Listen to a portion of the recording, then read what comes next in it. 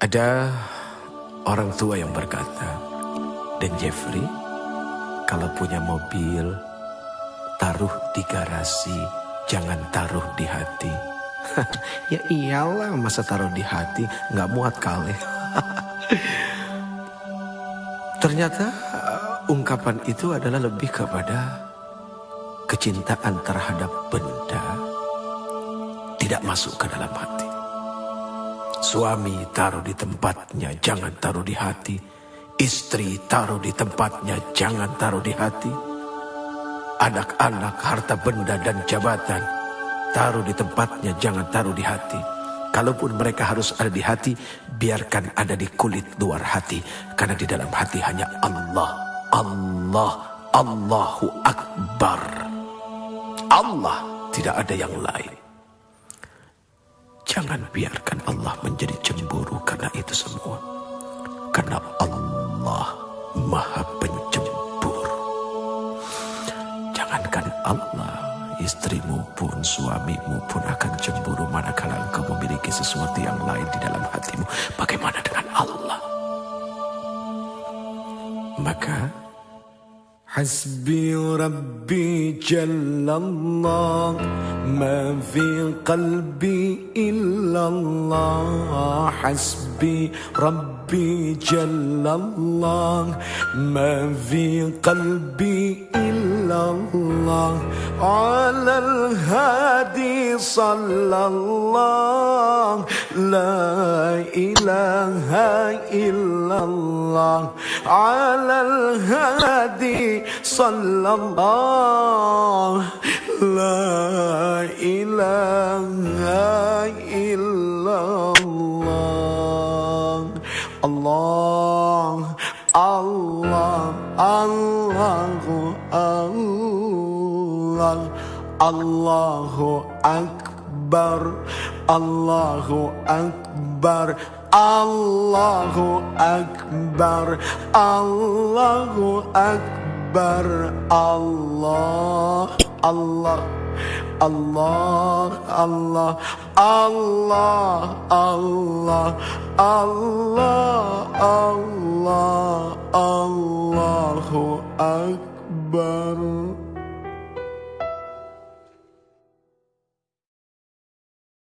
Istighfar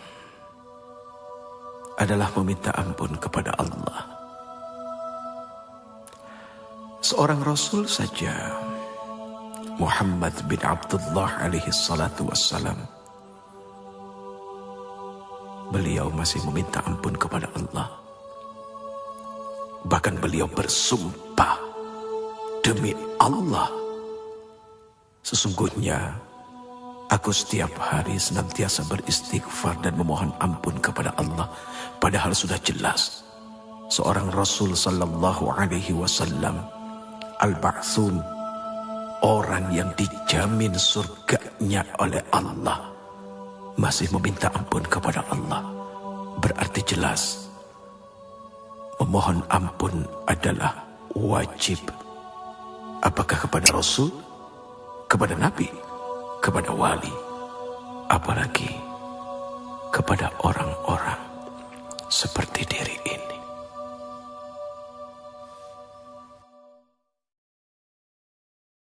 Ada kejadian cukup lumayan lucu, tapi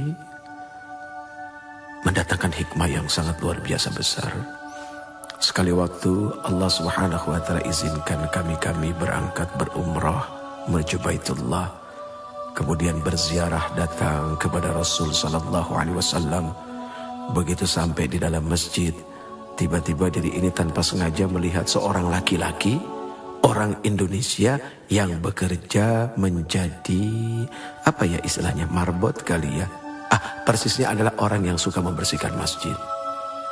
Kemudian terjadi obrolan, Assalamualaikum, Waalaikumsalam. Uce, apa kabar? Hati ini senang juga sih dikenal orang, padahal nggak bagus ya punya hati seperti itu. Akhirnya terjadi obrolan sederhana. Sudah berapa lama kerja di sini? 3 bulan, Uce. Oh, pernah ke makam Rasul? Aduh, Uce, pernah.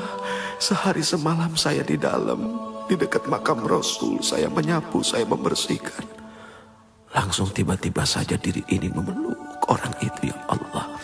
Apa yang telah membuat dia begitu mudah bisa masuk dekat dengan Rasul sallallahu alaihi wasallam? Sementara kami yang berulang kali bolak-balik datang berhaji berumrah, tapi begitu sangat sulitnya untuk mendekati Rasul. Ada apa? Akhirnya duduk di raudhah berfikir. Allah berikan jawaban. Oh, ternyata kalau ingin bertemu dengan Rasul, tidak usah bawa uang, bawa pel sama sapu. Bingung kan? Sapu. Hanya dengan membawa sapu dia bisa sedekat itu dengan Rasul. Inilah terkadang orang suka merendahkan jabatan orang lain yang lebih rendah daripadanya. Padahal maaf, seorang manajer belum tentu sering-sering bisa ketemu dengan seorang presiden direktur. Malah office boy-nya yang hampir setiap hari ketemu dengan presiden direktur. Bahkan bukan tidak mungkin seorang office boy bisa duduk di kursi presiden direktur ketika dia ngebersihin kamarnya. Ini kan subhanallah, perkara sederhana. Sapu, apa arti sapu? Sapu itu punya sifat membersihkan. Berarti bagaimana kita menyapu hati kita dari dengki, dari iri. Ternyata itulah yang membuat seseorang bisa menjadi dekat dengan Rasul. Hanya orang-orang yang hilang dengki dan tidak punya iri dan senantiasa bersyukur dengan apa yang Allah berikan. Kemudian bermujahadah, senantiasa istiqamah dalam ampunan, taubat dan nasuha kepada Allah, hanya kepada Allah.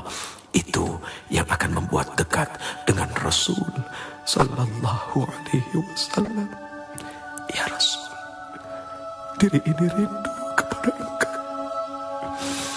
Semoga kami menjadi orang-orang yang didekatkan dengan Engkau. Lalu kedekatan kami kepada Engkau menjadi kedekatan kepada Allah Subhanahu wa ta'ala. Ya Allah, ampuni kami dengan segala kekotoran hati kami dan perasaan merasa paling baik daripada yang lain. Subhanallah, Maha Suci Engkau ya Allah. Semoga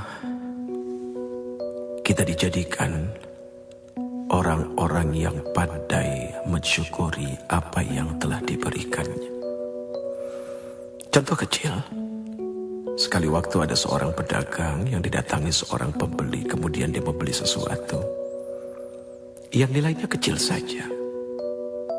Jangan lupa untuk mengatakan, enggak segini kan? Itu kalimat canda kepada Allah. Daripada harus dikeluarkan satu kalimat, masa segini? Itu tanda dari tidak bersyukur dengan apa yang telah diberikan. Manusia wajib bersyukur karena Allah Subhanahu wa ta'ala telah berikan modal yang besar kepadanya. Kalau ada orang yang mengatakan bahwa dirinya tidak memiliki modal, siapa bilang? Mata adalah modal yang dahsyat. Telinga adalah modal yang tak tertandingi. Mulut adalah modal yang sangat berguna. Bagaimana dengan akal, pikiran? Sudah pasti itu bisa menjadi modal kekuatan hidup dunia dan akhirat. Terima kasih, terima kasih. Ini satu ungkapan ucapan ketika seseorang diberikan sesuatu oleh orang lain. Terima kasih. Tahukah engkau apa sesungguhnya dari arti terima kasih itu sendiri? Terima kasih. Kalau sudah terima, jangan lupa ngasih. Tidak ada ketika orang diberi kemudian lalu mengucapkan terima simpen ya, tidak. Tapi terima kasih artinya ketika dia sudah menerima, dia berjanji akan mengasihi. Dan ketika mengasihi sudah pasti dengan kasih. Tidak ada caci maki, tidak ada penyesalan, dan semua diberikan dengan lapang dada. Barang siapa yang senantiasa memberi, maka dia tidak akan pernah menjadi orang miskin di dunia dan di akhirat. Seringkali orang menghindar dari yang namanya ujian. Bahkan ketika berdoa pun seperti itu, ya Allah, jauhkan kami dari segala macam bentuk ujian. Padahal kalau dipikir-pikir, ternyata yang namanya ujian itu untuk naik kelas. Nggak usah jauh-jauh, lihat saja. Ngapain capek-capek kita menyekolahkan anak kita. Dari TK, kemudian SD, SMP, SMA, sampai ke university. Dari TK ke SD, apakah tidak ada ujian? Kan pasti pakai ujian. Kemudian dari SD sampai ke SMP, apakah tidak pakai ujian? Kan pakai ujian. Kemudian dari SMP ke SMA, SMA ke kuliah. Harusnya curiga kalau seandainya hidup tidak diuji. Lihat saja, misalnya ada seorang mahasiswa kuliah 6 semester, tapi nggak pernah ada ujian. Kan aneh. Makin berat ujian, berarti makin dahsyat juga gelar yang akan diberikan. Tapi kok nggak selesai ujiannya? Ya tanya ke Allah dulu, ngambil berapa SKS, kan begitu. Sederhana, selama kita berada dalam ruang ujian, 15 pertanyaan kita diberikan. Kita cuma jawab 7, jangan harap bisa keluar dari ruang ujian. Ya jawab, selesaikan. Persoalan apakah jawaban itu benar atau tidak, serahkan kepada Allah, yang penting sudah berusaha untuk menjawab. Dunia ini seperti kampus, tempat orang berdebat, tapi pada akhirnya berujung pada satu ruangan, yaitu ruangan ujian.